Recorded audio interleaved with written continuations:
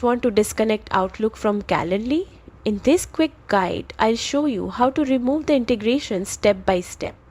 Don't forget to like and subscribe for more simple tutorials. To start, open Calendly in your browser and log into your account. From your dashboard, look to the left-hand menu and click on Integrations and Apps.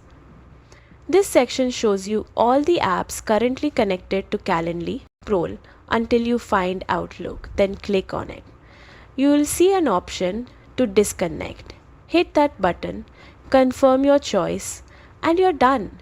Calendly and Outlook will no longer sync events, giving you a clean break. And remember, removing Outlook doesn't delete your accounts, it only stops syncing.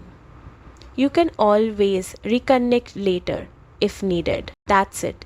You've successfully removed Calendly from Outlook. If this helped, make sure to like this video and subscribe for more quick guides.